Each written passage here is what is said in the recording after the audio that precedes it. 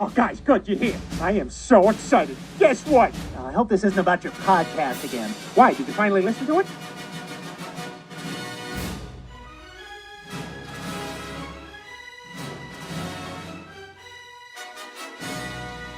I came in like a wrecking ball.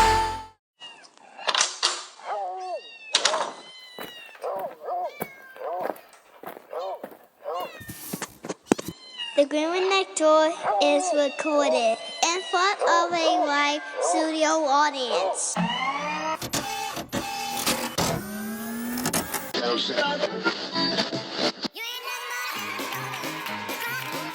Welcome to the Groomer Next Door. You're listening to my mommy and daddy. And now our feature presentation.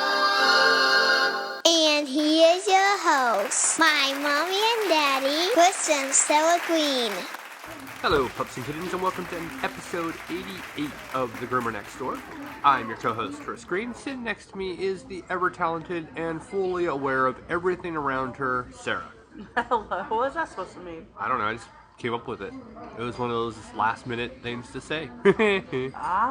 Yeah. Well, we have full show planned out for you. This week we have our weekly roundup, Grooming Academy update with even more of an update, G&D news, which we actually have an extra story, which follows up on an update of a previous story that was in the news that we wanted to actually make sure we covered. And well, we're gonna actually talk about what's trending this week. No, it's not about dogs or cats, but the whole situation with Cicil the Lion. We pretty much thought, you know what, it is about an animal, we have an opinion, and we have a podcast. Well, We have two different opinions, too. It's not just both of us agreeing on the one thing. That is true. We do have different opinions. So, let's go and dive right into our weekly roundup. The weekly roundup, yeehaw. Alright, on this week's weekly roundup, let's see, I was with you on Monday, and I was with you on Friday. Yes, you were. Oh, wow. I actually lost track already. Alright, well, let's dive right on in and try to remember what happened this week, because I don't remember anything. That means you haven't remembered anything either. Well, I mean, there's been a lot going on, and we've been having struggles on making sure our bather makes enough and pays for herself being there. So that's been a little bit of a headache that we've had to deal with the past week. Well, I'll probably talk about some more of that later, but as for now, that's pretty much it. The week was pretty straightforward. Any interesting dogs this week? I don't think so. I think all of our dogs that we had this week were just our normal, regular, lovable, we see all the time pets. I mean, I don't see how anything was out of the ordinary or difficult other than our 3 show German Shepherds that came in to see us. Well, yeah, I was going to mention that one because I remember that. I remember a couple weeks ago, it was actually, oh gosh, I want to say 2-3 weeks ago, at least 3 weeks ago, I remember I was at school and you had sent me a message, call me, I have a real important question. And, getting terrible reception pretty much everywhere it seems like I'm at. I tried to get in touch with you and you're like, well, hey, so-and-so wants to get all 3 of her dogs in. One would be on a Friday, one would be on a Saturday, one would be on a Monday. And I'm like, okay. And part of my, excuse me, for some reason I have something stuck in my throat today. There's a joke there. So, anyways, I was like, well, I have to make sure I make at least enough money to pay for my gas to come home. That was always the big thing about school. So every week I came home, I had to have a dog that at least would pay for my gas. Yeah, we didn't have to actually make money off of you coming back because we would love to have you home. And I know Claire loves to have you around. I love having you around. So, it was just enough to pay for the gas. Just get here. Yeah, that little extra, just a regular BBN would have been almost sufficed to actually cover it. So that was the big objective for coming home each week, and that was something that we had never planned on. You know, we had mentioned it before. We didn't plan on actually having me come home. I was gonna go out and come home maybe once a month or something like that. It just, things worked out a different way. So I looked at it and went, well, if I have 2 German Shepherds, because it would have only been, at the moment, it would have only been 2 for that Saturday, Monday. You would have done the Friday. I would have. Yeah, I had her. I feel bad doing this. I had Judy bring in her 2 easiest and smallest German Shepherds first. Because just in case I had to take on 2 of them while you took on the other 2, I at least got the easier of the 2. Wow, the 4. You are just so wonderful. That's why I made sure that no matter what, Minnie was coming in on a Thursday because you were never home on a Thursday. You mean Friday? No, Thursday. Oh, she came out. Oh, well, She got 4 of them. Thursday, Friday. Oh, okay, I see how this works. Okay. Thursday, I know for a fact you wouldn't have been home. So I took the absolute easiest and the smallest German Shepherd. And the hit or miss on Friday, whether or not you're actually going to do it or I'm going to do it. Well, we never knew if I would have school on Fridays. It was always that, you know, no, maybe. There was jury duty, the reason why you had to come back. So yeah, but we didn't. Did we know at that time? Yes, we knew you had to come back for jury duty. I just didn't know what time it was. Okay. So I didn't even think about that. Yeah, in case you didn't get home in time and had to go straight for jury duty or something happened, that I was going to be able to take one of the easier ones.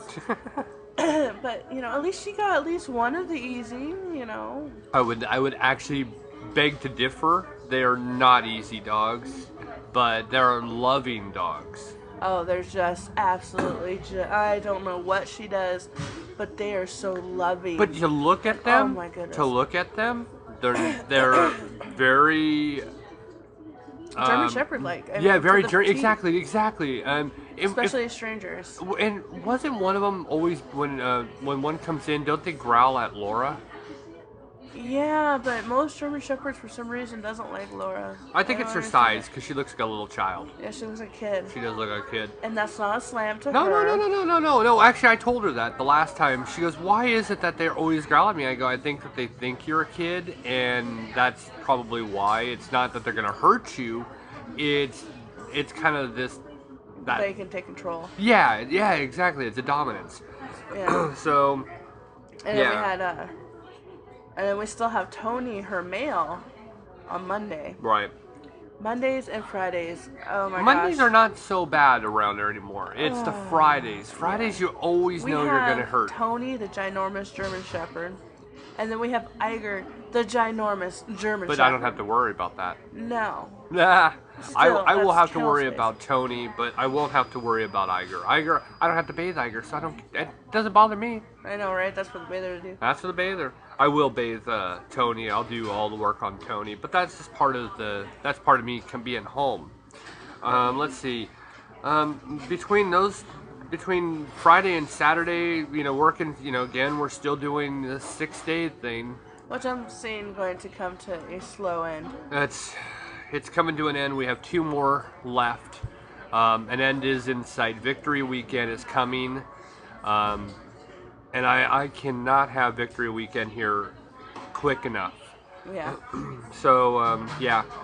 Well, does that conclude the weekly roundup on your half? Yeah, I don't see anything else that was anything to really talk about. It's a typical day. This is what we live for. We love to have normal, smooth working days. And, of course, we have more things that are happening, but without having full, idea of what direction it's going and how it plays, we don't know. There's another lifted truck. Yes. All right. Well, let's dive into Grooming Academy update. Okay, class is about to start. Hello, Pups and Kittens, and welcome to day number 23 of Grooming Academy. Well, I'm actually going to record this right after I get done with school so I can keep everything fully engulfed in my head. Sometimes I record these later on throughout the day after I come home, but I thought, I want to make sure I get it all out. Well, today was not what I'd call the best of days. You know, I always have this uplifted kind of personality to it, try to, stay in the positive side, but, there are going to be bad days. And, just like everybody else, I go through them as well. Today was a travel day in, leave my home about 6 o'clock in the morning and drive all the way out here, which can take an hour and a half to 2 hours to drive out here. Friday when I came home, it took me 3 hours to get home that day. But today was a simple about 2 hours, I think. Good 2 hour drive. Yeah, that sounds about right. Got in, and the first dog on my table was a miniature poodle. Oh boy. You know, I don't have anything against poodles, everybody. I love poodles. One of our best customers, she has a poodle, and I love her poodles. But it's not the dog that I'm going to be seeing on a consistent basis. I need to practice on terriers, anything in the terrier mix. And I've said this numerous times, and we're, let's see, 4 weeks from being done with this, and sporadically I get a terrier, so it gets to be a little frustrating. I will actually be the first one to actually call myself out when I make a mistake. And today I did so. When I was actually doing clean feet on the poodle, I went a little bit too high. Now, when I say too high, I don't mean like a couple inches. I'm talking a centimeter, if not a centimeter and a half. Nothing to really be too big of a deal. But, I'm still at fault, and I totally take credit for that. I was too low, so beveling the feet, it looked more like capris than it would actual pants. That's my fault, and I take that, and I own it. But on the other side, I'm sick and tired of doing poodles. I need the dogs I need. So I was a little ticked off. I'm definitely tired, going 6 days of work, and that's, school is work. If I have 3 days or 4 days of school in a week, and then I work with Sarah on the other days, whether it's on a Friday or on a Saturday, always Saturdays now, and always Mondays I'm there. It's a lot. Plus doing the podcast, that's a full job in itself. So in a week's time, I do about 7 days work. So I'm a little tired, so a little frazzled. So I looked at the dog after my instructor left, and I, just said, you know what, this is not the dogs I'm supposed to be doing. I'm not going to be doing poodles back home. Well, the other student elected to kind of cowardly tell the instructor when my back was washing the other dog in the other room, and I thought that was a real cowardly thing, considering, and I will say this completely, you're a terrible student, and you suck. You are only 2 weeks behind me, and you really don't have what I have already, and I can tell that right off the bat. And that's not an arrogance thing. That's just a worry about what's on your table, and don't worry about what's on mine. I'm a little ticked off by that one, if you haven't noticed. And I'm sure, folks, you all have, coworkers like this that think they're going to get ahead in this world by, undercutting somebody else. So I was called out on it by the instructor, and I right there said, yes, I did say it. I said it to my dog. And yes, I did say that out loud because I have been telling you for weeks that I need terriers. And she goes, okay, well, we'll just get you terriers then. I'm not going to lie and say, no, I didn't say that. I'm not the type of person that lies. I am direct. I'm very candid about how I feel. And that is my downfall. And it's something that I do. And I actually will wear that with a badge of honor. I will not lie. I won't lie to anybody. If there's something going on, I'm going to tell you directly what it is. And if I make a mistake, I'm the first one to say it. So that was a moment that I was really cheesed off on. But okay, we're done. She says, well, I'll just take the dog and we'll put a different dog. I'm like, no, I've already been working on this dog. I've done clean feet. I've already shaved down the dog. The approach that they take is not the way I would actually ever do it in my actual shop. But hey, you know what? This isn't my shop, and this is not the environment that I work in, so I'm going to adhere to their shop and the way that they do things. That doesn't mean I have to like it, but that means I got to do it to their standard, and I'm going to, and I have. After that, I had a Shih Tzu that, by the first half of its name, met its breed by a lot. It bit for doing pads. It bit for everything. But luckily I wasn't hurt, folks. Wasn't bit.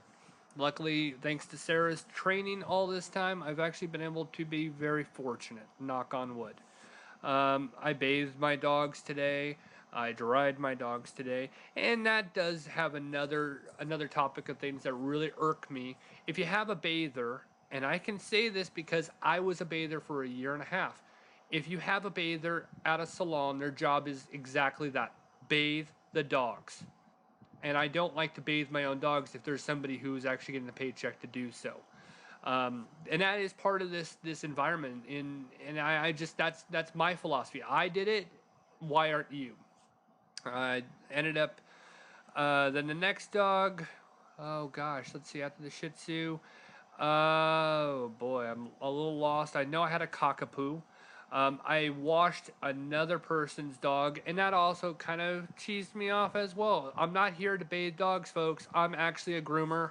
I've taken, that world of bathing dogs is behind me. I'm not here to bathe dogs. I'm here to groom dogs. I've paid a lot of money to be here, and I don't really like this.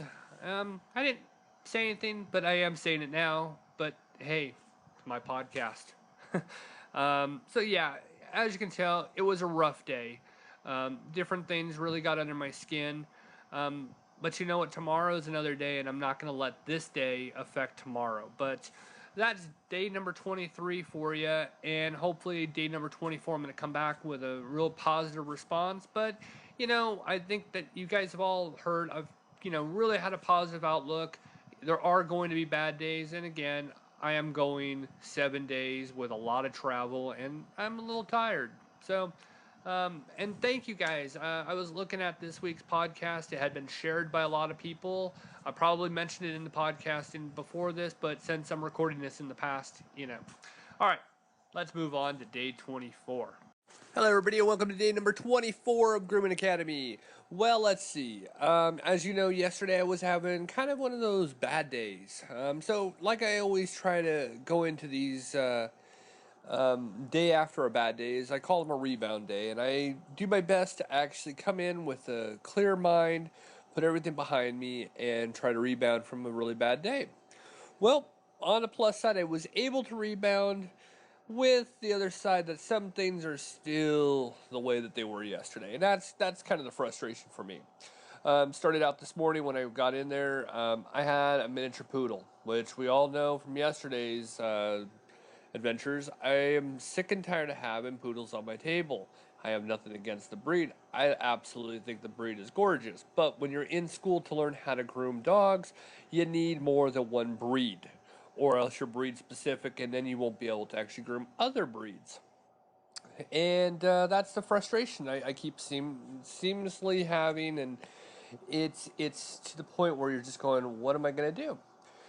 So I was told to do poodle feet, which is clean feet, and that was my big dilemma from yesterday, the dilemma that I messed up on. So in some sense, I kind of looked at it and said, well, as much as this is not what I need to be doing, I kind of needed the opportunity to do so, just to rebound and redeem myself, which I was able to do, and I was very happy to actually prove to myself that, what I did was a mistake, and, I'm going to make errors, but you know what? I was able to rebound. So, after that happened, after I finished all 4 feet, a border collie came in, which was going to be my dog. And that was uplifting for me because at least I was going to do something I haven't done yet. The other part that, again, my frustration, I'm washing and drying my dogs. I'm not a bather anymore, so why is it that I'm bathing dogs when somebody's getting paid to do so? As a former bather, that's the mentality you have. It's not that I'm superior because I'm a groomer now. That's what their job is. Why aren't they doing it? So it is a little bit of a frustration, that's still a lingering frustration, which I'm not going to address because honestly, it's something that I think is a battle that I don't need to fight. But personally, I'm frustrated by it. So, again, I like to dry a big dog like that on the floor. I have noticed nobody here does that, and to me that is a baffling situation. I want to have them on a level surface that I have control over, and that's my mentality. You've seen it in my YouTube videos. It's just the way I do things. The dog, it was overweight, so it had hip problems and did not like to stand. So that made it very challenging to do pads, to work on the legs. One of my biggest gripes I'm going to have of the day is I like to have instructions. I like to have full instructions, not partial instructions or instructions that have a way of changing. That's a big pet peeve of mine. I like to know where I'm going. I like to know what direction I'm taking this. If I'm told to only scissor off the fringe part, the kind of the long hairs, just kind of scissor it up, I'm gonna do so. And then to be contradicted and then taking the clippers and say no, you go down a leg when that is not standard protocol at this shop, it does tend to tick me off. You're going to start to hear probably more now than ever in these little daily logs that I'm more sounding like a groomer because I'm starting to see things like a groomer. And I guess that's the plus side of all this. You go back to day one and you probably would not have heard that out of me. Now you will. I will start calling out the different things that I see wrong on here. Will I do it physically there? No, because you know what? This is their shop and I will let them do what they do, but that doesn't mean I actually have to adhere to it when I leave.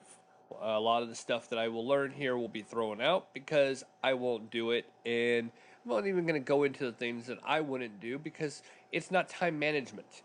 Part of this job is all about time management, and I see a lot of things that are not time efficient, and it does bug the crud out of me.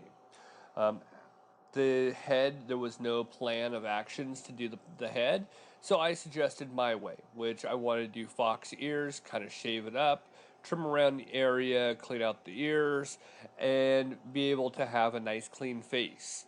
I used my A-comb on the head, down the sides, under the neck, scissored up the ears, followed up with blending shears so that everything was nice and neat and tidy.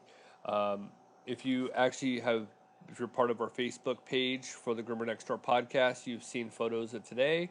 You'll see the aftermath of what the dog looked like.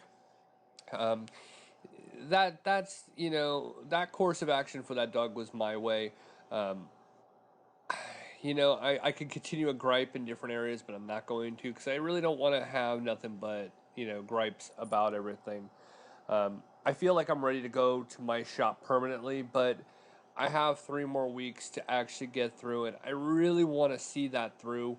And it may not be the easiest 3 weeks. It may be the hardest, but you're hearing determination from me, and that's what you're actually going to get from here on out. Is someone who's determined to be a really good groomer. I didn't come out here to put my life on hold, be away from family, and go through all this for nothing. I came out here to actually become that groomer, and that's who I really hope I'm becoming. Came back after the border collie. I took lunch, came back just to actually work again on that miniature poodle that I mentioned in the open of today. I recognized that miniature poodle because I had done the previous groom on that dog, which was the Dutch clip. You can go back and listen to that, which was probably my 2nd week here. I did that groom again today. My pattern was still there, and it's one of those things I am to the point where I don't know why I'm not being heard. I've said it before. I need terriers. That's the dogs that are on my books that I'm going to be grooming. I'm not seeing them, and it's really frustrating. So I did the job. I didn't complain, and I know that drives Sarah a little nuts. I'm trying to just bide my time and not cause any kind of waves. I've seen another groomer that are causing waves, and I really don't want the BS that comes with it. So that concludes day number, I think, 23, 24. I forgot already. I'm sorry. But But join us tomorrow. Tomorrow is a travel day back home, and I am looking so forward to seeing my family. Hello, Pups and Kittens, and welcome to day number 25 of Grooming Academy. Cannot believe we're already at 25. Wow. Well, today is travel day, as you can hear in the background. I am traveling back to the old home where I am happiest all the time. Now, I know it's only 3 days this week, like last week. Reason being, I have that jury duty orientation, as I mentioned in last episode.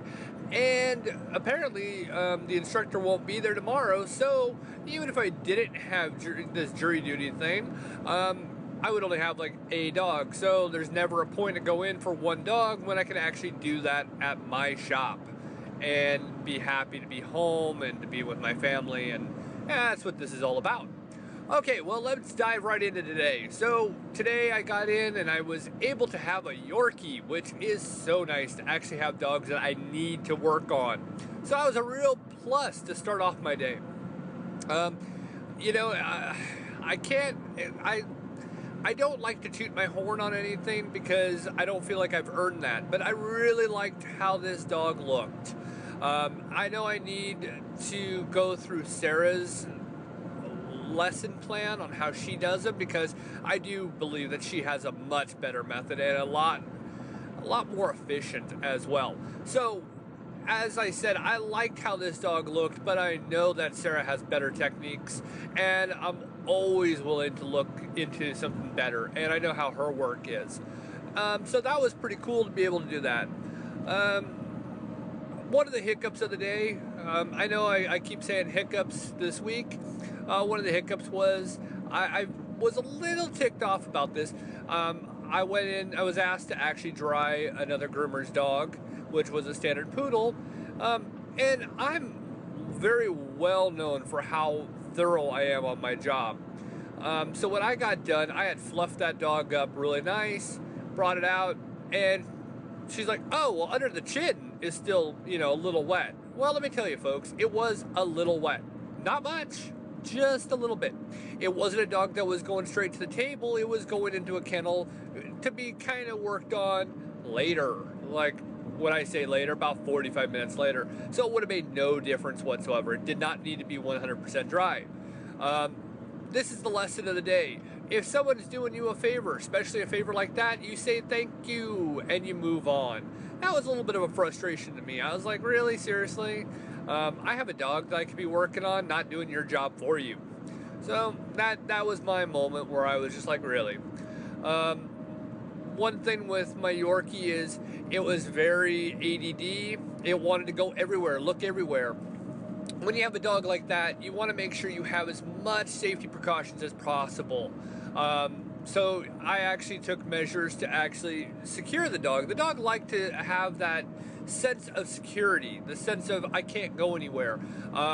Putting a lead on the dog, a slip lead, and actually harnessing it into my grooming bar was the way of going. And it kind of stood as this, how do I put this so it makes sense? It was kind of like a leash. You can get 2 fingers and more through the loop where the neck is, so the dog cannot choke. This method had not been seen at grooming school, which baffled me a little bit. But hey, you know what? These are techniques that you pick up along the way, and luckily I have one of the greatest encyclopedias in grooming in Sarah, so I've been taught a lot of different things. My last dog of the day was a Bichon, but the owner wanted a poodle cut. Now, let me tell you, there's a lot of things that went wrong in this area. For one, you don't have to scissor the legs. It's not harder, not smarter. It's smarter, not harder. And unfortunately, that is the method that was taken on this. I know I've had some choice words this week on different things I did not like. Unfortunately, that's part of the nature of when you get to a stage, you actually have a little bit of knowledge and experience. You have a little bit of problems doing some things at, in my case, it's school / another grooming salon. You can actually see things that honestly could be done a little bit more efficiently. I've mentioned it before. I like actual detailed instructions. I don't like pieces of them. And I don't like my instructions to vary or change. And that has been one of the problems I've had, not with the main instructor, but with another instructor. I like the main instructor's course of actions. She's kind of learned my quirks and what I need and what I want. This one just kind of has not. And it is a little frustrating for me because I am not an amateur. I've been doing this long enough to know one way or another. So that was pretty much my biggest gripes I could possibly have. Unfortunately, I left way later than I should have today. With a travel day, I thought that it was actually, and I looked on my timesheet, it was the latest I had left the salon since I started work, going to school here. And that's kind of a frustration because it's a travel day. They know that it's a travel day. And the main instructor was the one who said, "Hey, aren't you traveling back today?" And I go, "Yes." And she's the one who said, "Pack up, you need to go." So, can I gripe all day about different things? Yes. Am I appreciative to the opportunity I have? Yes. So that weighs out everything. But with that said, I am very anxious to get back to our salon. I'm very anxious to take all the knowledge that I've had applied into my brain over these last few, couple months. And I'm ready to go back and apply them in principle. So, and of course, I have to learn how Sarah does things. And Sarah is a smarter, not harder groomer, which actually has two things: has efficiency and results. And that is really what it all comes down to. I can't praise her enough on her work. All I can hope to be is as good as she is one day. So that concludes this week, where we have now, after this, we will have only 3 weeks pending any kind of conversation Sarah and I have in the next coming days.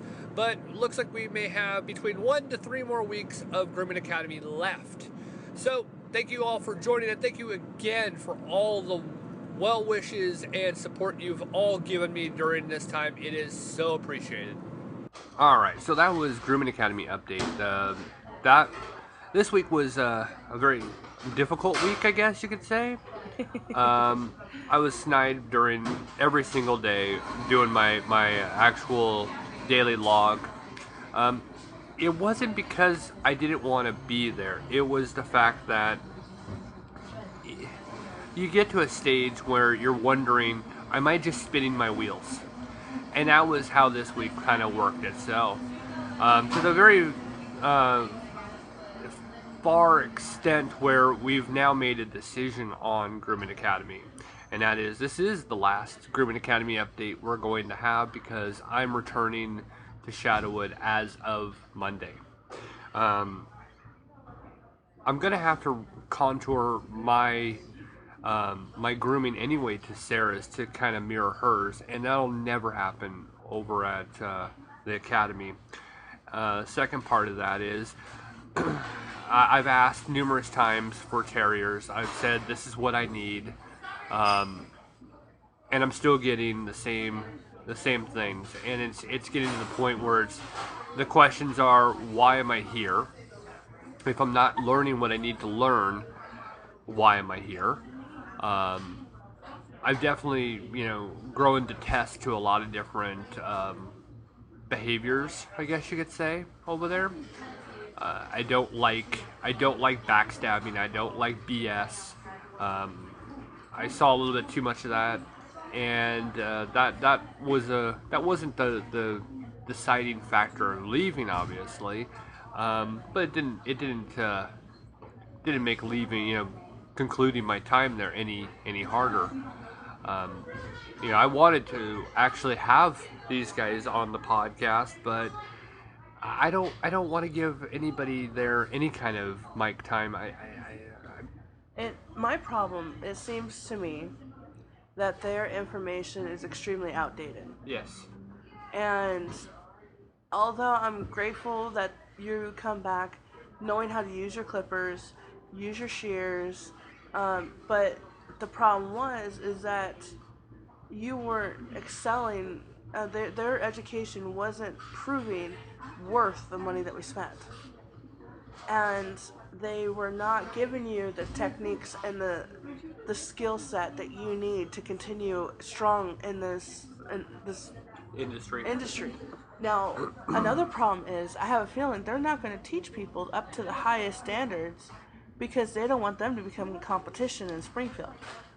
It does have that perception. I definitely was having a lot of issues with, for one, I was a paid student, and there was a student that was there who was getting a free ride. That was kind of frustrating. When the final ticker for me was, I want to have instructions on what I'm doing, and I do not want to have instructions where there's gaps in the instruction or changing things up last minute. Now, my last dog was a Bichon that wanted a poodle cut. Sarah had done one just like that this week, and the legs were completely destroyed by them. I had scissored them, which, again, you don't need a hand scissor. You could use a clip-on. It would do the same amount of work in such a reduced amount of time.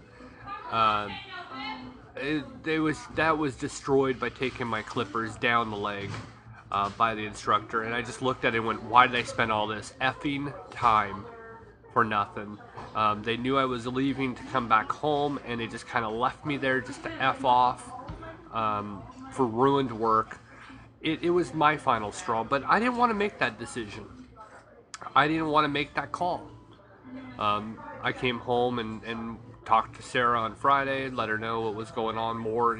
Every day I always tell her what's going on. You always had pictures of things, just like everybody else. You guys saw the work. Definitely a debate happened. And then, the real kicker was people were asking to book their dogs. And we were looking at the fact that, well, you know what, I'm going to have to contour to your style anyway. And by doing so, I'm pretty much, I think I've gone as far as I can go with these people. Yeah, when they don't know how to do a proper teddy bear face, their poodle clips are less than to be desired. Like I said, a lot of their poodle cuts are outdated. Grooming in general evolves, and constantly you got to keep up with the fashions. You got to keep up with it, and you can, just like she said, you could be a basic bottom line shaved down groomer, or you can have some be a groomer with some style. Well, you know what? And she didn't have style. Even the ones who are just shaved down groomers are making money.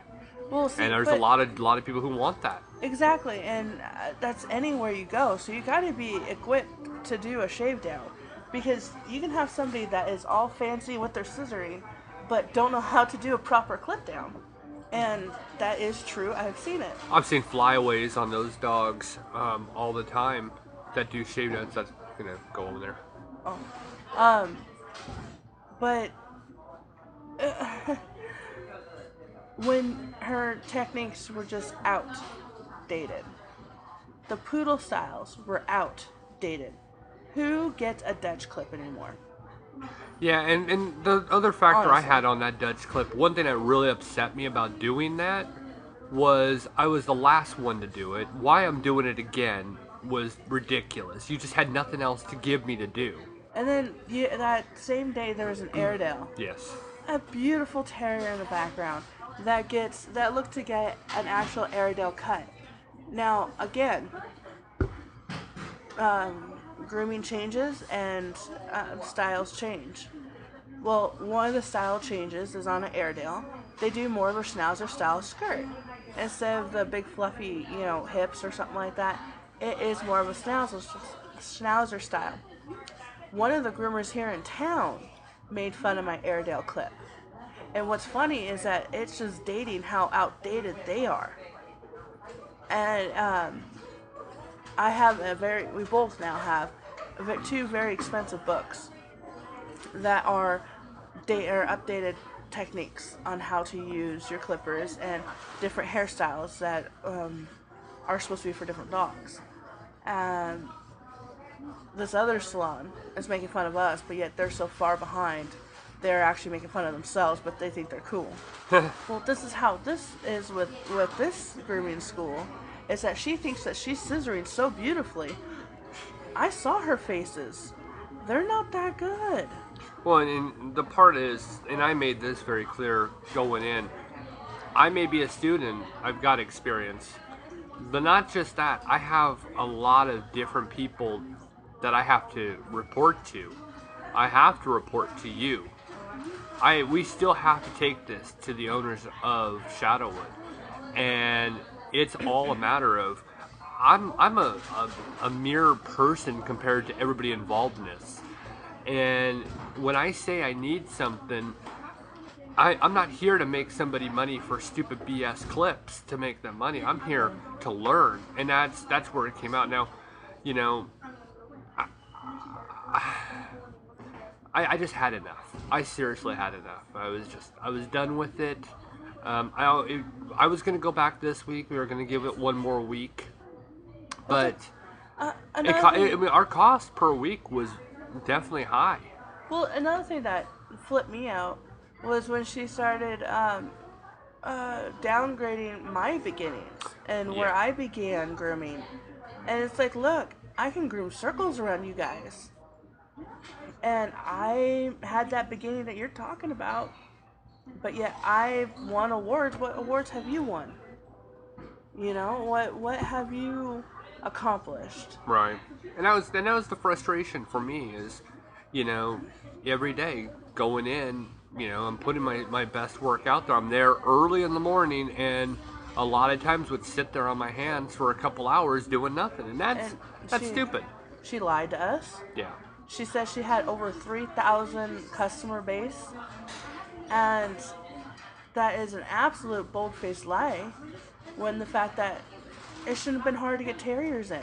Yeah. You can't tell me that all 3,000 customers of hers are all poodles. It just seemed ridiculous. I hated the bathing system. It's everything that I've always had insult to. I've always had a problem with the way that they do things. Now I'm grateful that I was able to experience that, because then now you and I have a lot to talk about, you know, going back and forth. And you were in a salon very similar to what I was going through. You could relate to it. You knew what I was going through, and so that's Well, that's it's the other always part. good for groomers to work in other salons. Right. Because then they really realize either how good they have it or how poor they have it right now. Yeah. You realize how good we have it. Oh yeah. Oh yeah. And you get to actually experience, not just see or witness, you get to actually experience the fact when I say our grooms are top notch. They really are. Yeah, no, definitely so. You know, one thing that really felt annoying to me was, you know, the cattiness, like I had said at the very beginning. Now I can deal with that. No, it's a bunch of hens clucking in a hen house. I hate watching somebody being nice to somebody to their face, and then when they walk out of the room, just completely just talk garbage. I can't stand that. Mm-hmm. You know, because that's a form of lie to me. And it was like, how that really irked me. You know, it's like, okay, when I walk out of the room, how many times did you guys have, you know, negative things to say about me? If a person talks trash on one person, they're gonna do it trash about on everybody. Yeah, and that's the case.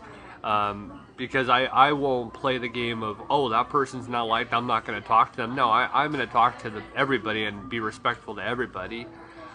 Just for the simple fact that I don't play that stupid game. But I did notice that I even had some kind of distance from people because of that, and I just don't. Yeah, I could have finished my time there, living through that. I could have made it through. It's the not being able to get the dogs that I need, the consistency of. It was not my main instructor as much as the other one. The other instructor, I can understand why she said she's had people walk out of the class because of her instructions. I can And see she why. never told me that in the beginning. Yeah. It's like if I would have known that, I would have asked, got a larger loan and sent you to St. Louis. Yeah. Yeah. And St. Louis was a lot quicker. I'm leaving just a little bit early, but I'm booking dogs. So it's like, and then she also was making money off of the dogs that you were Yeah. doing. See, that's another thing. If a student is going to be working on a dog, then it needs to be priced accordingly. Especially if you're not going to do anything to fix any of the mistakes. Especially if you're just going to let it go out the door. For one, you're gypping your customers. Or I was doing their quality work. Yeah.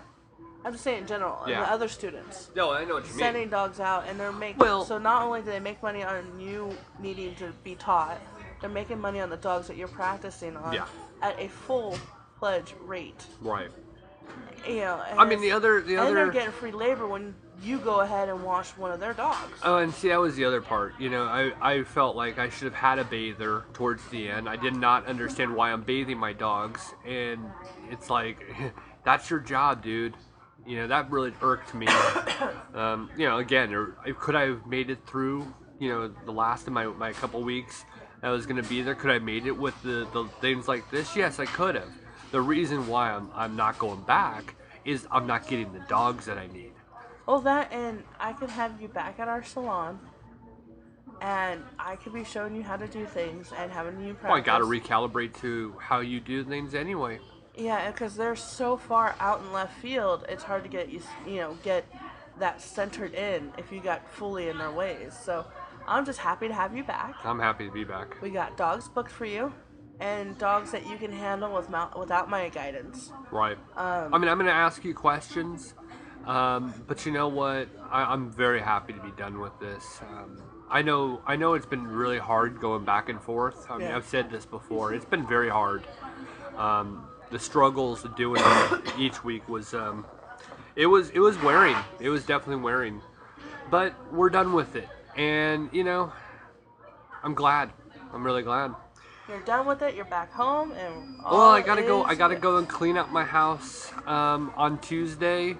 Get my last of my things from school, and then I'm done. But that's a simple drive out, couple hours, to drive out there, get my stuff, finish off what I need, and I'm coming home. And I, won't be working Tuesday, but I'll be back to work on Wednesday. So I'm good, and I'm happy. So thank you everybody who has given so much support over this time. Oh, you've gotten so much I really support. have. It's been nice. You've even gotten a lot of support with coming back home early. Everybody's like, yay, can I book a dog? Yeah, and that's the funny part. Coming home, we won't have another Grooming Academy update. This is kind of weird, actually. I just thought about it. That this was the last one. There won't be another one. But I have to say, man, it was an experience. It was wonderful to have had this opportunity to kind of go through and document every bit of it. Mm-hmm. That was definitely something I wanted to do.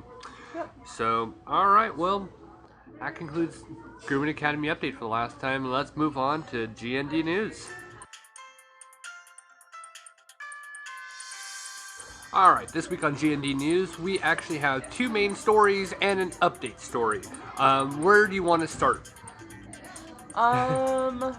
Let's do the update story. You want to go really there? Okay. Well, yeah, because we can get, talk about them briefly and then get to the meat and potatoes of the whole. All right. Well, this week there's an update on a previous story that we actually had featured a few months ago. As you may have remembered, Johnny Depp was in Australia in April, filming another installment of Pirates of the Caribbean. Woohoo! Yeah, right. That'll be out next summer, as far as I know. I'm looking forward to that. And he brought in his two pups into the country. There was a big old thing. Well, here's an update on that story. Play the clip, Claire. Two little Yorkshire Terriers that could cause big trouble for Johnny Depp's wife, Amber Heard. Australia's ABC reports that she's been charged over illegally bringing the dogs into Australia on a private jet when she and her husband flew there in April. She also faces a charge of producing a false document. Penalties can range from a heavy fine to more than 10 years in prison. The dogs were not declared to customs, but government officials followed a tip-off after they were seen on the way to a grooming salon. Depp was in Australia to film the next instalment of his Pirates of the Caribbean movies. The case is set to be heard at a magistrate's court on the Gold Coast in September. Well, I think it's kind of weird that they're actually, putting the charges on his wife. I think they kind of realize we can't touch Johnny Depp. He'll own Australia. Which I think it's going for probably less than what is expected. Funny how Australia has seemed to be our main topic of places to talk about last few weeks. That's weird actually. Yeah. So, my opinion on this is very simple. Let it go. Simply let it go. The country made a lot of money by having this filming of the movie there. When the main star is actually being targeted, you have a really good opportunity that the studios are going to kind of give you the finger and not want to film in Australia anymore. I think that it's one of those get your affairs in order, like last week's episode. You guys have enough of your own things going wrong. Stop worrying about dogs going in the country, especially when these two people brought in a lot of money, were putting their own money into the community, and then you're gonna pull this. It's like, yeah, you're pretty much a bunch of idiots right now. That's just my opinion. What do you think? Okay, they did something they weren't supposed to. Okay, not a problem. Fix it. Once it's fixed, move on. I don't even think there's a problem. But they're just absolutely dragging on this, and it's like, okay, you made the point earlier, but honestly, 10 years in prison. Well, that or a large fine. It's bringing two pups in and a document that probably wasn't falsified. Well, it probably is misread. Probably. And misfilled out. Right. There is a big difference because a lot of this legal mumbo jumbo are spoken to in ways of making it seem like everything's okay, but totally misleads you. Right. The jargon was probably just a little off, and that's all. And she probably misread it. I guarantee she never touched that paperwork. It was all handled by their assistant, or the studio handled it. Somebody handled it. They don't pick up anything to fill out any forms. I remember in the original documentation they said there was no licensing or they didn't do any proper paperwork. Now they're saying it was falsified, and I'm just thinking to myself, honestly, it's just another story coming out of Australia that I'm just thinking, what? You're really becoming a very talked about country, and not for a good reason. So again, this was just a stupid situation. Let it go. Let it go. Right, I was gonna say, just like the Disney movie. So yeah. All right. I just don't see the point of dragging it on. I don't understand. I really don't. I mean, those dogs are very well kept. Yep. Those dogs are up to date on their shots and their veterinarian care and stuff like that. But there's nothing else you could do about it, and just let it go. Right. All right, and our next story, do you want to go alligator or dog left in car? Oh, don't matter. Oh, tell us. Really doesn't matter. All right, let's go dog left in a car. Play that clip, Claire. It's boiling hot. Do you know what it's like sitting in a car at 140 degrees? What's wrong with you? Are you seriously that big of an idiot? You don't deserve these dogs. Susan had choice words for this van after two four-legged friends in the backseat of this car, windows tinted and cracked on Adams near First Avenue for what witnesses say has been an hour. Come on. Susan decides it's too much. It's not fair to them. What if they die? That we watched it? We won't do that. She dials the number on the dog's collars. Please get back to your car as soon as possible and never do that again.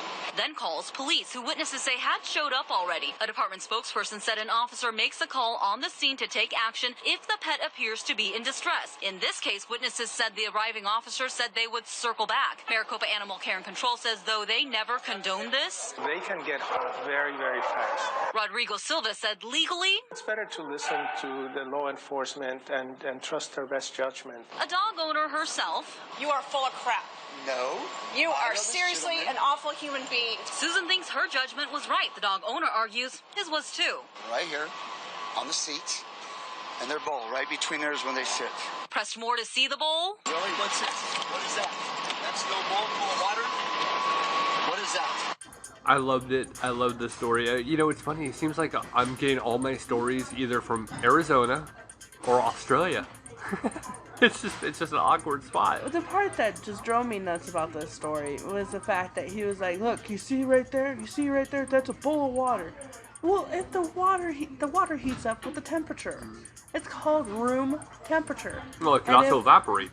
Yes. Or knocked over by the dog. But room temperature means that if it's 100 and some degrees in the car, that means that water's 100 and some degrees. So how do you expect an animal to get cool if the water itself is 100 and some degrees? Well, and people are becoming, you know, there's a level of moron, and then there's higher.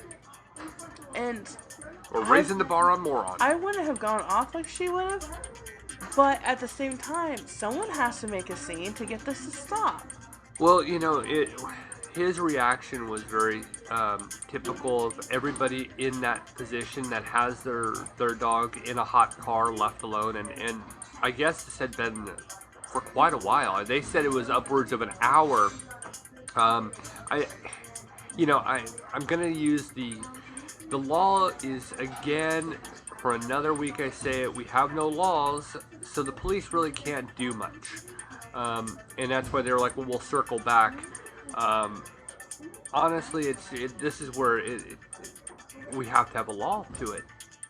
If the dogs would have died, then it would have been an actual problem, but because they were okay, it wasn't a problem. Yeah, there's no preventatory, you know. Yeah, it's always the same thing. I mean, there's not a light, traffic light put into an intersection unless somebody dies in a car accident, or a crosswalk wasn't put in because a person was hit.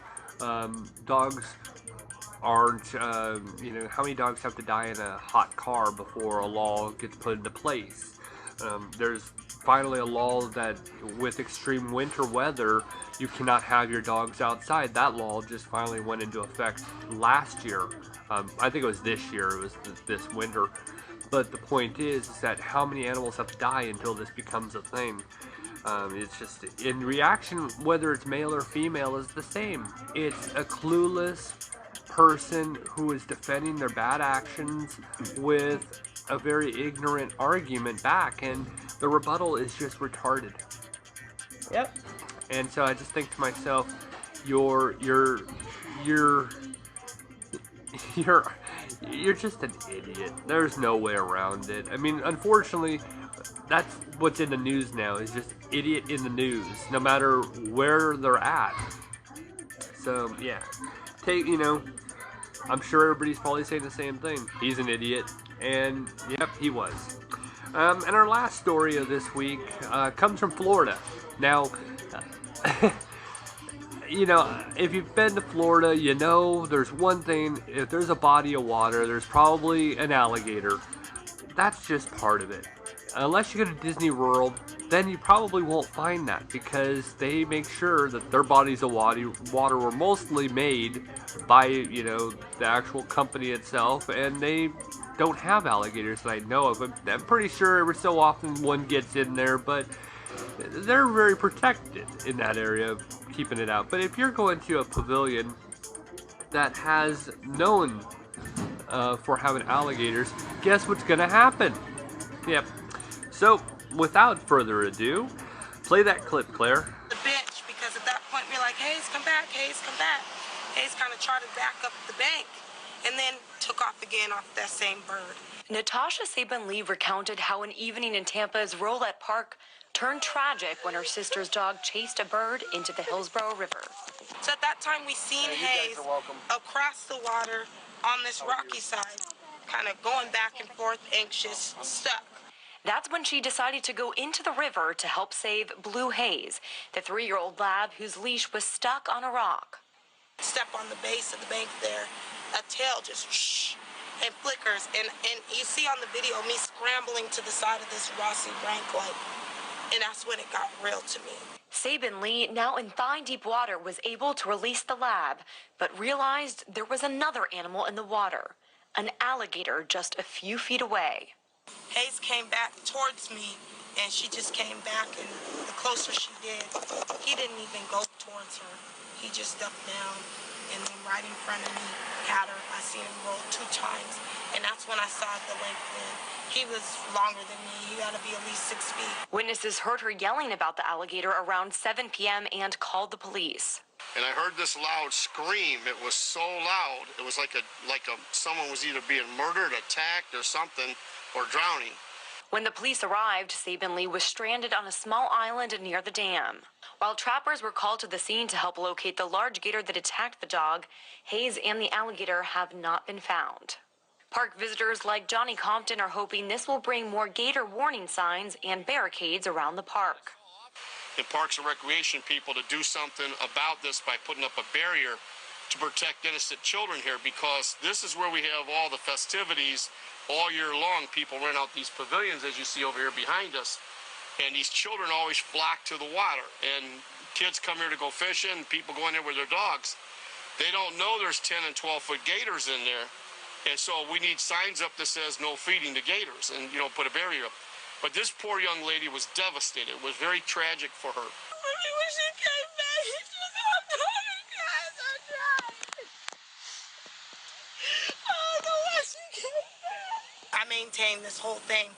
Hayes saved my life coming back because I was trapped there. So, I'm not even going to really even go long on this one, because it's one of those, it's a self-explanatory. The dog took off after a bird, which is what dogs do. It doesn't know that there's an alligator. I heard of this story trending heavily early this week as well, and a sad story. Unfortunately, the worst part is it's not so sad because it wasn't a child. If it was a child involved, it would be more sad. It's sad all the way around. I look at it and go, "Do you have a pavilion there for picnics and parties and stuff like that? I'm not going to bring my daughter there. I'm not bringing Claire and saying we're going to have your birthday party in an area that has alligators." Now, kids want to go and play. How do you know kids not going to go over to that water? Yes, they need to have signs. I'm sure locals all know that there's alligators in that water. Should they, try to, partition it off? Yes. But again, if you know there's alligators, why are you going? Yeah. Anything you want to add? This was pretty much a self-explanatory. Only thing I want to add to it is that, did anybody realize that they named the dog after weed? What? They named the dog after weed. They named it after weed. No, I didn't pick it up. Purple haze? No, I didn't pick that up. That's a type of weed. Oh, I didn't know that. Like pot. Yeah, not weed I know what kind of weed you're talking about. Okay. I didn't know it was actually. Right. Yeah, that's your one thing you want to add to it is, hey, they named their dog after a strand of weed.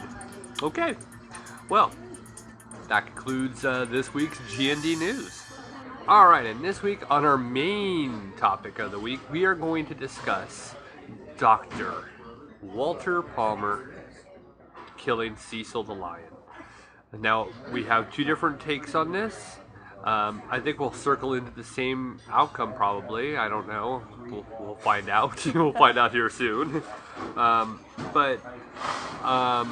This story has been trending heavily all over the place. If you haven't heard the story, then where in the world have you been? I would think you'd have to have been under a rock at this point. Every late night talk show host has talked about it. Every daytime talk show host has talked about it. Twitter has blown up over this. Everything has pretty much been about Cicil the Lion.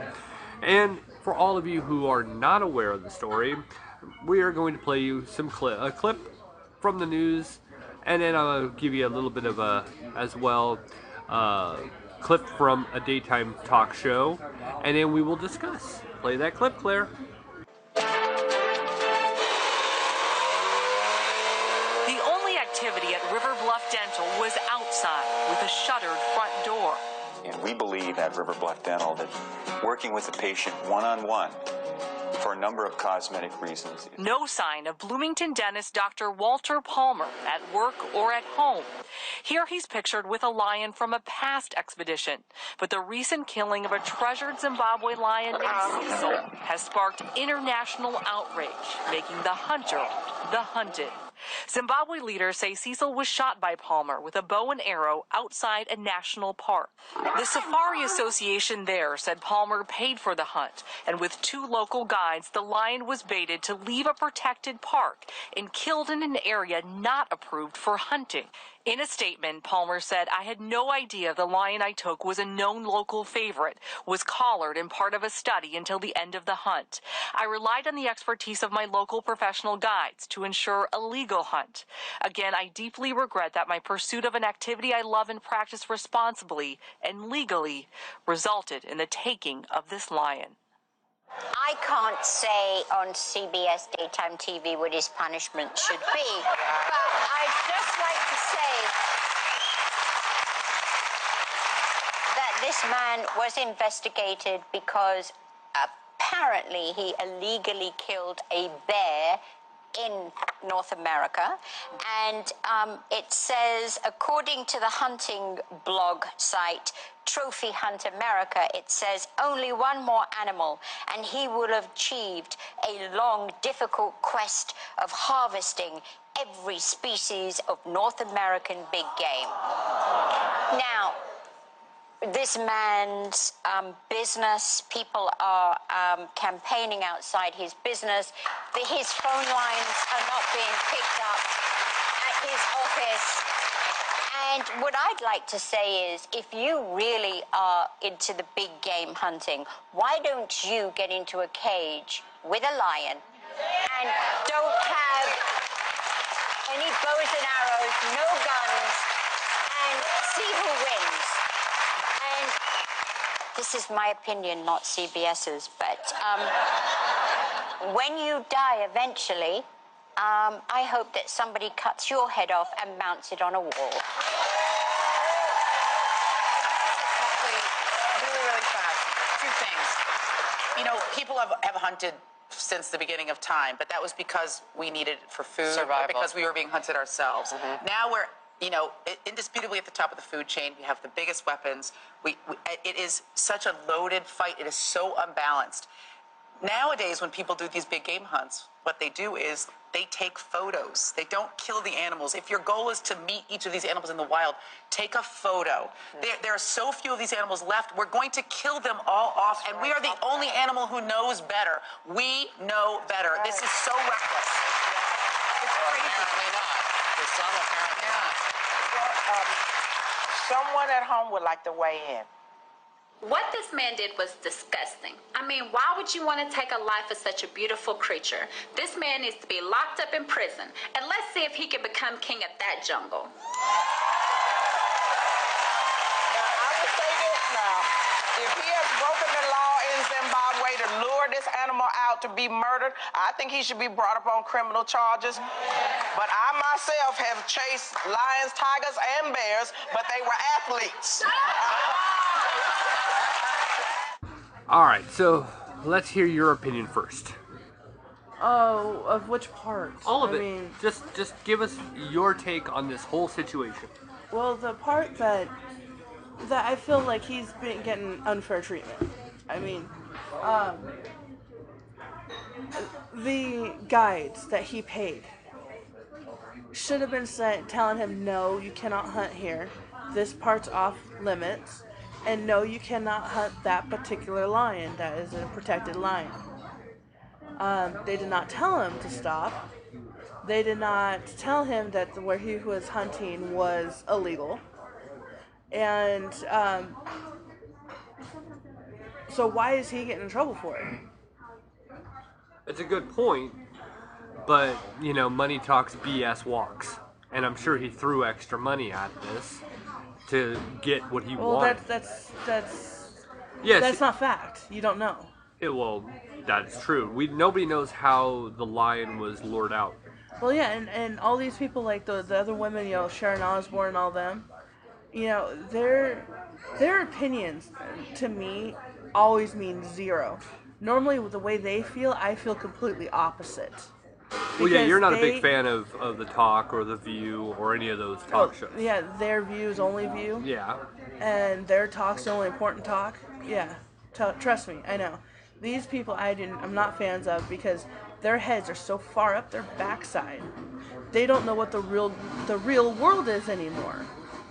And so for them to have opinions, what they had no clue on the importance of hunting and such. But the guides are the ones that should be facing criminal charges here. I agree that the guide should be facing charges. Yeah, he is a foreigner coming into their country to do this. So therefore, somebody in their country should have stopped him in the first place. It should never have gotten that far. And then, like I said, guides are the ones that should be facing charges, not him. That's that part.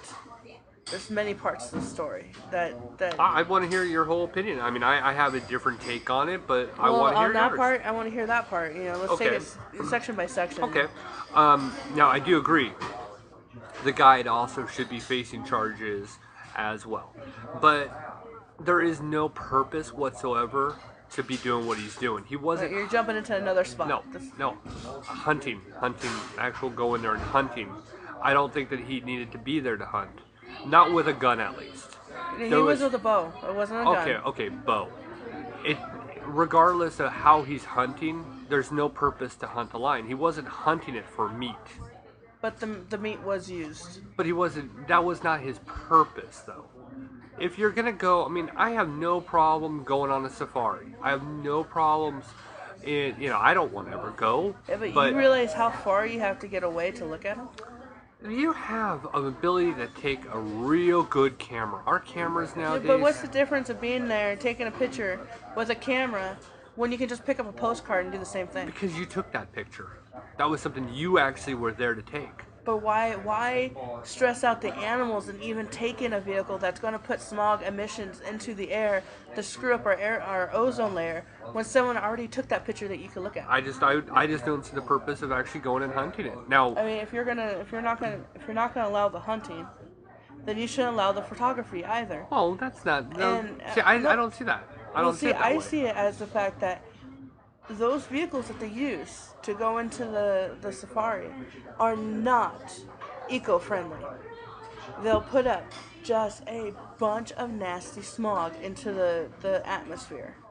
All the fossil fuels it takes to take that vehicle out there, just so you can get 100, 200 feet away to take that photo.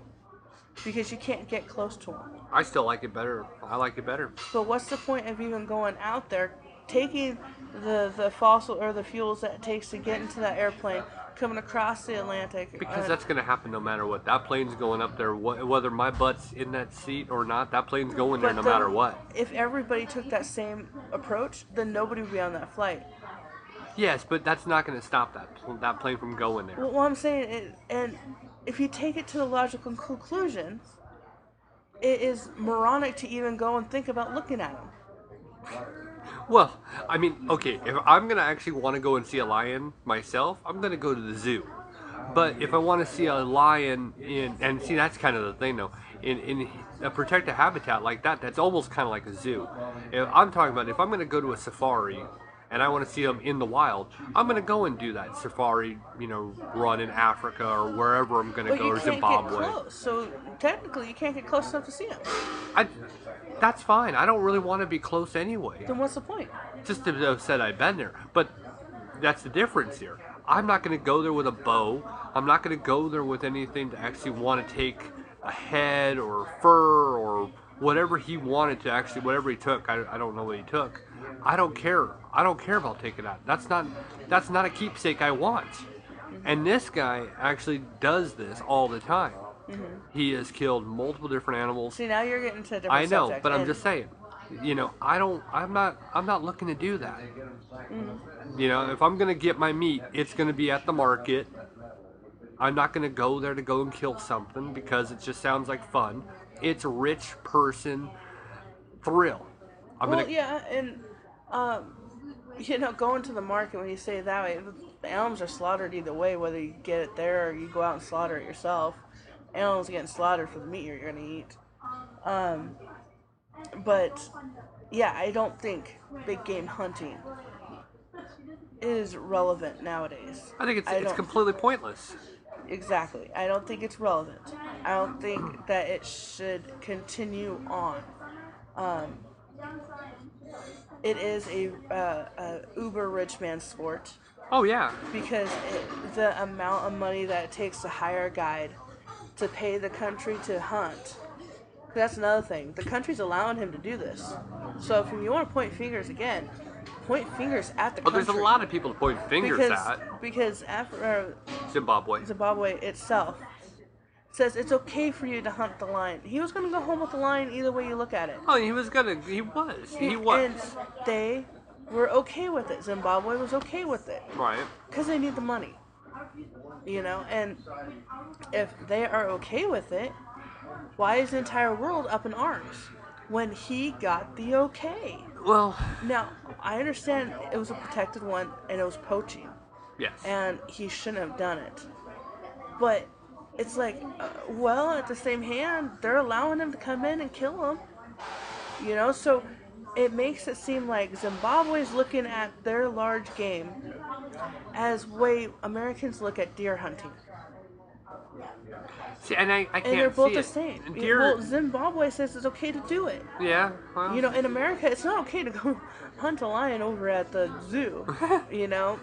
You can't hunt certain kind of animals in this area.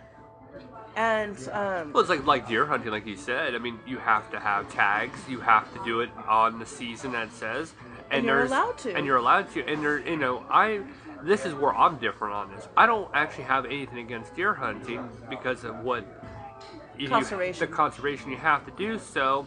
And one thing I love about it is, and for any of you, probably some will be like, well, I don't understand how you can see one to the other. I do. With deer, it's a lot different. I didn't grow up in a place like this that have deer. If you have an overpopulation of deer, you have a lot of trouble.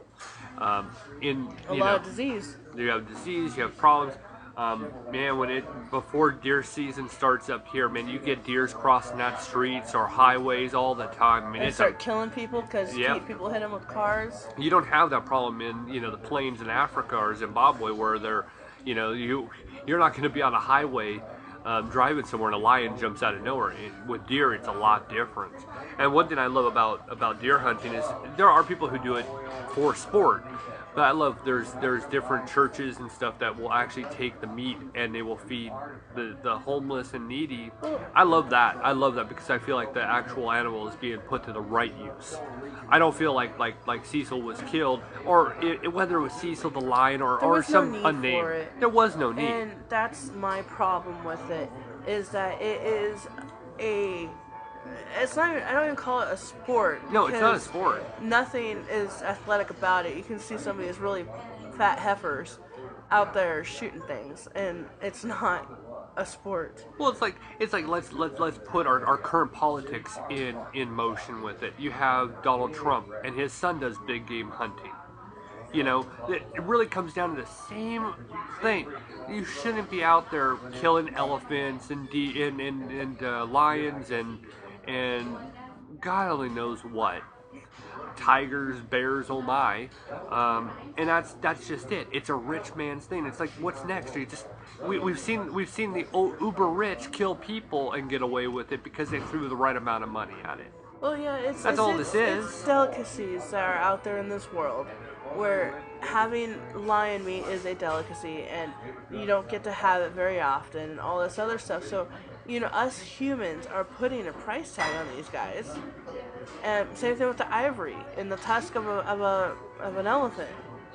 The only reason why people want the ivory is because everybody's made it such a popular and a hard thing to get. So people are poaching elephants for their tusks. And they do the same thing with rhinos for their horns. And that's another thing. It's like, when you think of poachers, that are going to kill an animal that they're not supposed to get one item. Like most people are poachers, the poachers of elephants. They kill them just for the tusk, and they leave the body for rot. Right. this way, like with Ted Ted Nugent, he hunted lion too. He killed a lion, but the hide was used at a local village. The meat was used at a local village. The teeth were used. I mean, bones were used for sewing. You know, because these people are third world country. They don't have the amenities like we do. Right. So they gotta make do. They're behind times in a sense.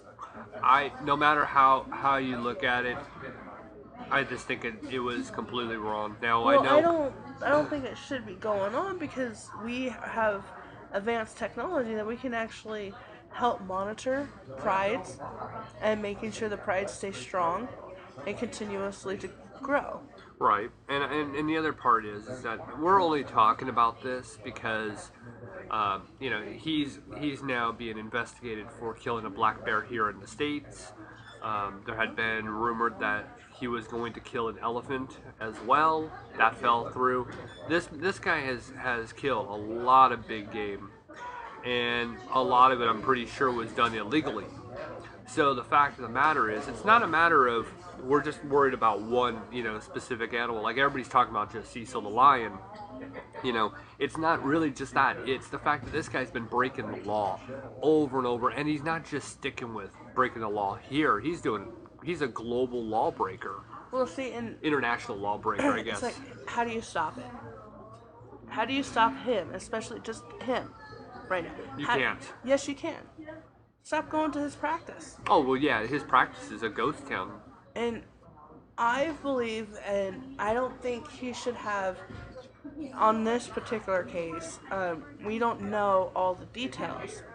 But for the most part, even though he was the one with the bow and arrow, he was given the okay to do so. There was this other story happened, I want to say easily 15 years ago, where a man was taken up with a guide up in the north. Yes, I remember what you're going to say. And he was up there to hunt polar bear. Another big game hunter. He has all the money in the world, and the guide found the polar bear, looked and confirmed it was a polar bear. Told him, okay, you can shoot him. So he goes ahead and shoots him, right? He was told to pull the trigger from this guy. He got permits. He was allowed to shoot one polar bear. One. That was it. And he was done. He did it. He went up there, paid his money, shot one polar bear. Well, come to find out, it was a polar bear, black bear cross. And it was like the only one of its kind. It doesn't happen this way because the polar bears stay with polar bears, black bears stay with black bears. And then he was going to get arrested for it. Well, how was he supposed to know there was going to be a cross? The guy told him to. It was safe. Okay, pull the trigger. And how can he be charged for it? So this particular case, how can he be charged for it if the guides say, yes, that's a lion you can kill? Again, it's that fine line. They both should be facing charges. He was the one who pulled he shot him with the arrow. So the smoking metaphor, the smoking gun is in the dentist's hands. The guide's at fault for actually, any kind of wrongful doing he's involved in. At the end, they're both guilty no matter what. There's no way around it. If you go into a foreign country yourself, and you have a guide that's coming along that reads all the signs for you because you can't read a foreign language, and he comes up and says, yeah, that sign right there says free, take one. And you go and you take a candy bar and you walk out the door. Well, you just stole it. Well, if he misled you, yes. That's the thing, yeah. But you stole it, so you should go get to jail. You should go and you should get punished for taking something out of a store you shouldn't have taken. Well, even though your guy said that word said, free, take one. It's the same thing. So how in the world would he be in trouble for this when a guide told him go ahead and do it?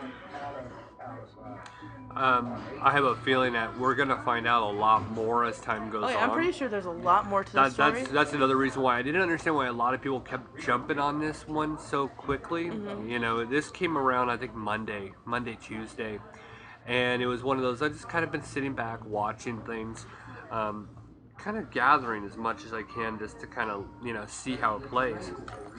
And there was an actual statement that came out, a press statement, on the illegal hunt of a collared lion in Zimbabwe.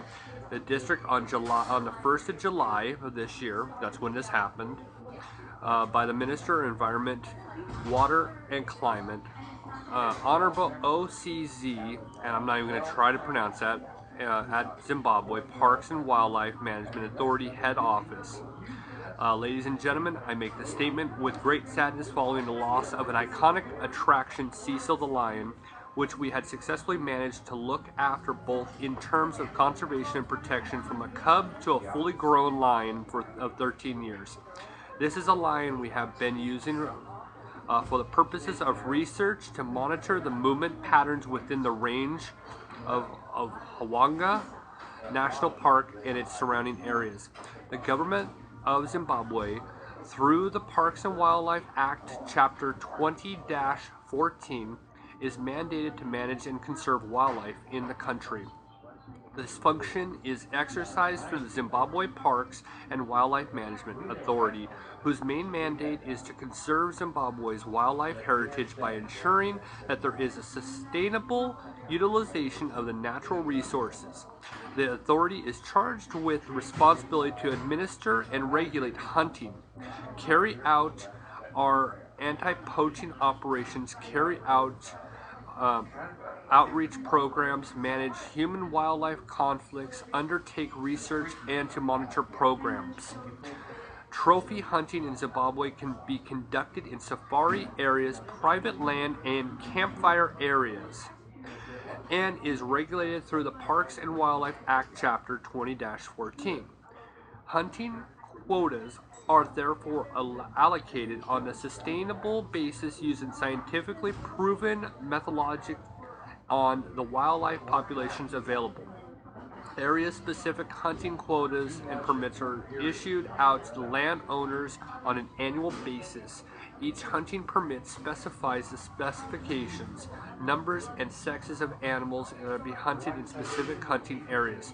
Trophy hunting is done and supervised by qualified professional hunters who are licensed and issued by the Zimbabwe Parks and Wildlife Management Authority and can be withdrawn in an event of breaching any hunting laws and regulations. There are two forms of wildlife utilization, i.e. consumptive and non-consumptive. Consumptive utilization is done in an area, hunting area, for example, safaris such as, I'm not even going to try to pronounce these names, it's like Shawar, yeah, well, I'm not going to try that. Non-consumptive utilization is done in strictly non-hunting areas, for example, national parks such as the Hwanga National Park, which was home to the CECIL and its pride. Ladies and gentlemen, on the 7th of July 2015, after receiving a tip-off, our law enforcement officers immediately started investigating the matter and discovered that on the 1st of July 2015, this lion was illegally killed by Dr. Walter Palmer, a United States of American national, and Theo, and this is his guide, Theo Bronkhorst is a professional hunter with Bushman Safaris on an Antoinette farm in Guanja River Conservation. The lion had a fitted GPS satellite collar as part of a current research efforts being done in Hwanga National Park and its surrounding areas. The lion was well known and regularly sighted by tourists. Mr. Honest Trimore, owner of Antoinette Farm, was issued with a hunting quota for 2015, which excluded lions. Antoinette Farms is located in Guahi River Conservation in the Hwanga Rural District of adjacent to Hwanga National Park. The professional hunter is alleged to have convened with Antoinette landowner to kill the lion.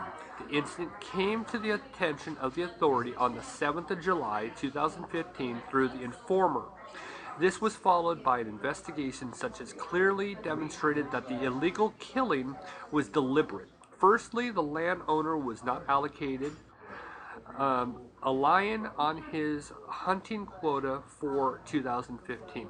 Secondly, the use of a bow and arrow was meant to conceal the illegal hunt by using a means that would not alert the rangers on patrol. Execution of the illegal hunt violated a number of provisions on the Park and Wildlife Act.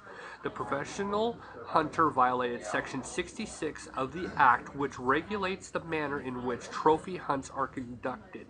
Both the client, Dr. Palmer, and the professional hunter violated Sections 123 of the Act, which controls the use of a bow and arrow for hunting.